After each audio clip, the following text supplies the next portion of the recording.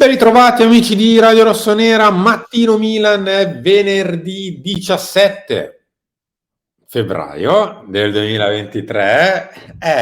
D'altronde prima o poi ciclicamente capita che arrivi venerdì 17. Enrico Boiani, non fare quella faccia. Ciao. Ciao, è venerdì 17, lo si capisce dal fatto che sei stato centrato il 6 al Super Enalotto, ma non sono stato io a farlo, e quindi è andato male. Però dai, il 17 è un bel numero al Milan, lo sappiamo. Sì, nella storia Assolutamente. ormai. Esattamente. Allora, ci ritroviamo nella vigilia. Oggi è già vigilia, domani si torna in campo subito. Monza-Milan, ore 18, quindi oggi è tempo già di conferenza stampa di Pioli. Però, insomma, ci sono un paio di cosette da dire, soprattutto per quanto riguarda un paio di singoli. Come detto, oggi è venerdì 17, Henry.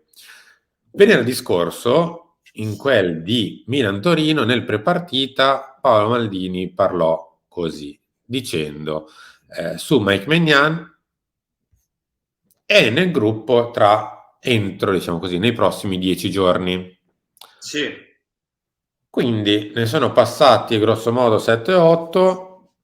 Il weekend ti porterà ad arrivare intorno alla decina di giorni dalla dichiarazione e quindi Gazzetta oggi in edicola esce così: Mike vede rientro Atalanta o Fiorentina e col Tottenham c'è. Il francese ci sarà nel ritorno di Champions e lavora per giocare almeno 90 minuti in Serie A. Questo perché se deve essere realmente aggregarsi al gruppo nel weekend inizio settimana prossima, vorrebbe dire intravedere quindi l'Atalanta della prossima settimana o la Fiorentina, che è la partita poi successiva.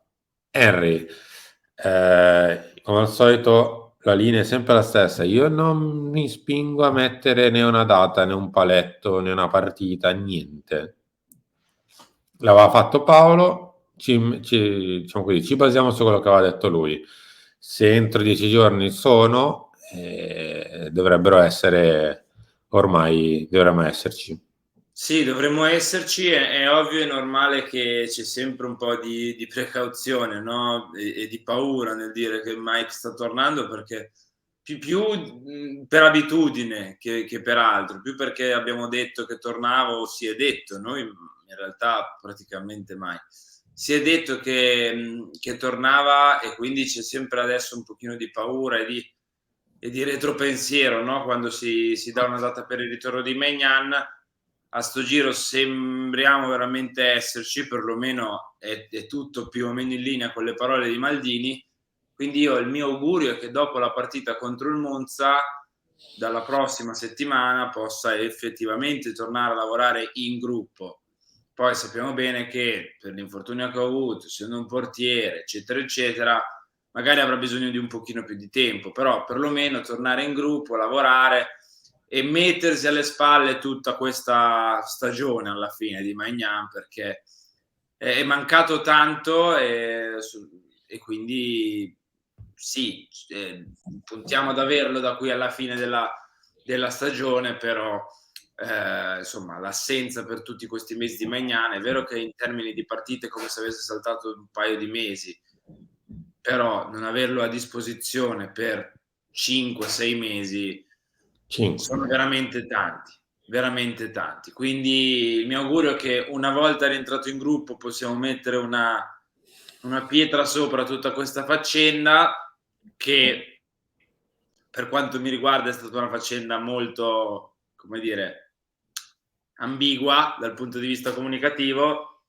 però ecco, l'importante è metterselo alle spalle e tornare a vedere Mike a San Siro.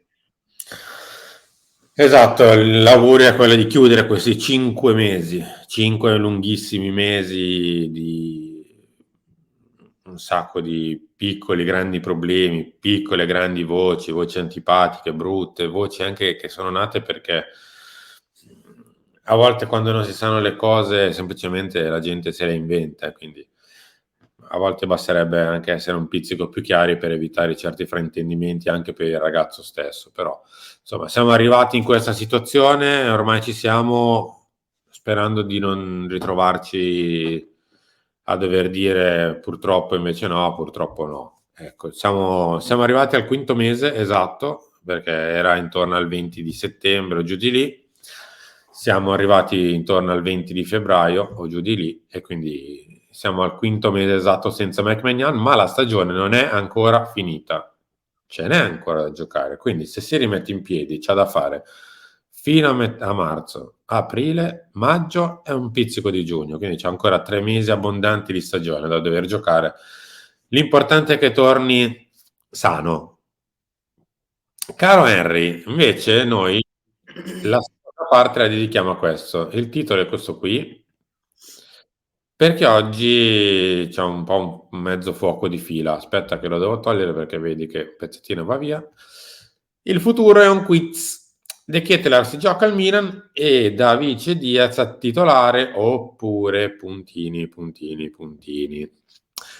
Vado a vedere il taglio interno. Mentre che io metto il taglio interno, vi ricordo che è uscita l'intervista a Giuseppe Bonomi, l'avete vista ieri sera nel post cena o giù di lì, qui sul nostro canale YouTube, la troverete ovviamente da adesso in poi, la potete ascoltare oggi, domani, domenica, insomma non è che scade.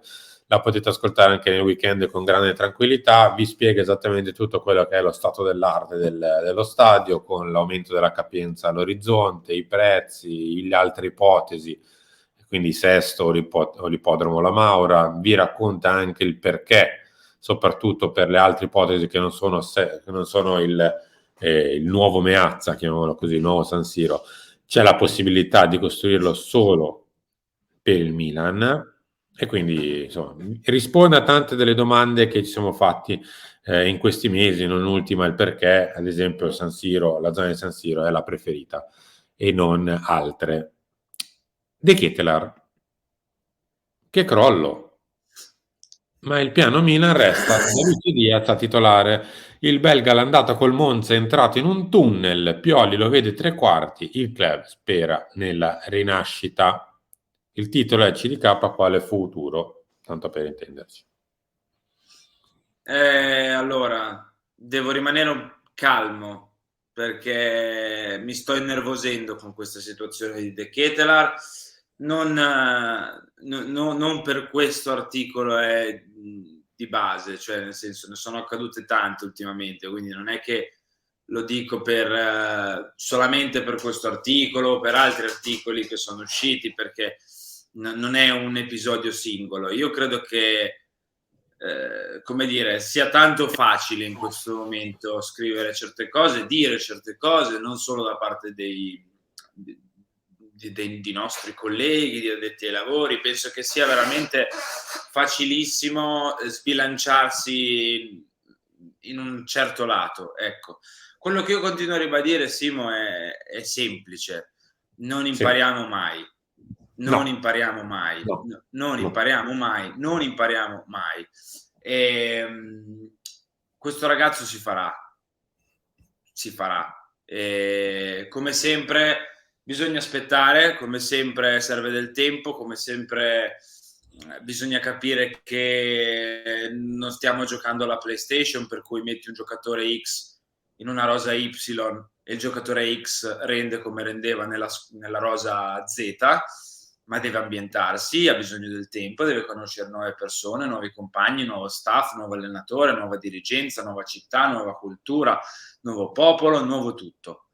E quindi io onestamente sono stanco Mm-hmm. di leggere certe cose, di sentire certe cose. Va bene, leggiamo, va bene, come leggevamo di Tonali, come leggevamo di Leao, come leggevamo di Calulu, come leggevamo di No, ma tanti sai altri, cosa, no? Henry? In realtà a me quello che dispiace è che parecchi tifosi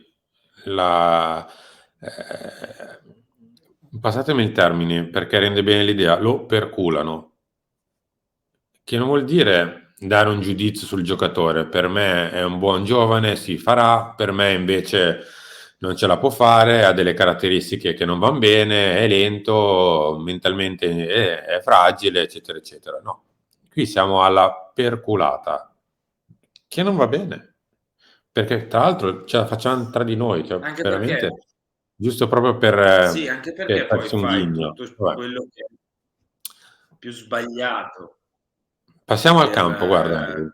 come dire, per Dimmi, dimmi. no, dicevo che fai tutto ciò che è più sbagliato, Sì, sì. per aiutare l'ambientamento di un ragazzo, cioè vai non lo agevoli, non lo aiuti. Quindi io sono veramente convinto che questo ragazzo verrà fuori, ma ha bisogno veramente di, come dire, che le persone gli diano una mano, ma non i giornalisti, perché i giornalisti che parlino male di un acquisto a 35 milioni del Milan ci sta, va bene, poi mi dovranno spiegare perché gli altri acquisti flop delle altre squadre non arrivano neanche citati, ma va bene, chi se ne frega. I tifosi, cioè ragazzi, dobbiamo stare vicini a questo ragazzo perché non è solo un giocatore del Milan e che gli puoi voler bene, non voler bene in base alle preferenze e simpatie. È un investimento anche del Milan.